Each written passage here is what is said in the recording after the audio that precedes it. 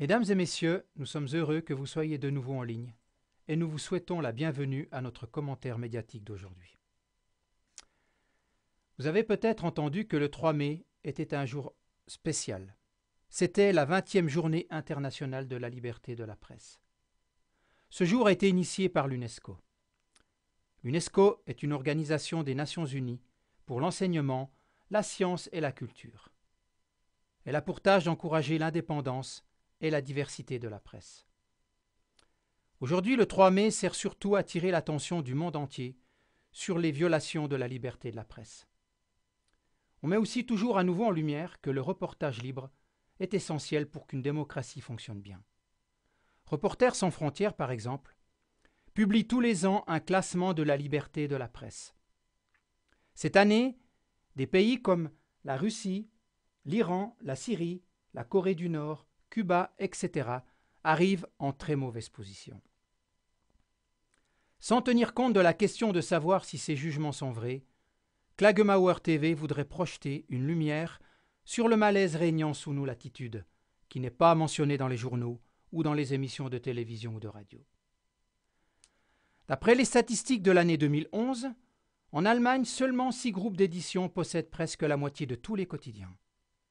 La société anonyme européenne, Axel Springer, domine un petit cinquième de cette branche.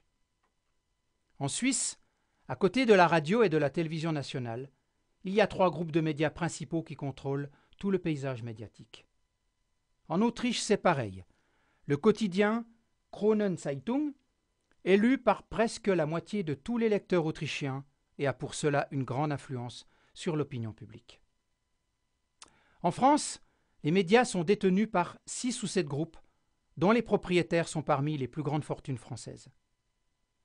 Plusieurs ont fait fortune grâce à l'armement ou aux banques. L'État français détient la majorité des chaînes de télévision et de radio. Mais il est plus intéressant de regarder le travail des agences de presse. Ce sont des entreprises qui, tous les jours, traitent des nouvelles dans le monde entier et les vendent aux médias, c'est-à-dire à la presse écrite et aux stations de radio ou de télé. En Allemagne, en Suisse et en Autriche, il y a 3 agences, dpa, SDA et APA, qui ont le monopole de la presse dans ces pays. En France, c'est l'AFP, qui est l'une des 3 plus grandes agences mondiales, la seule agence mondiale francophone. Ces agences coopèrent étroitement entre elles. Mais ce n'est pas tout. Elles possèdent aussi les entreprises médiatiques nationales. Chers spectateurs, voici ce que cela veut dire concrètement. Ce qui apparaît à première vue comme une grande variété de médias est en fait un magouillage secret de relativement peu de groupes médiatiques qui contrôlent le flux des informations. Non seulement ces faits, mais encore le comportement de la presse occidentale dans la crise d'Ukraine ont montré la situation de la liberté de la presse. Depuis début avril, l'Ukraine ne permet plus l'entrée des journalistes russes. Cela est tout aussi tragique que le fait qu'aucun média occidental ne nous en informe.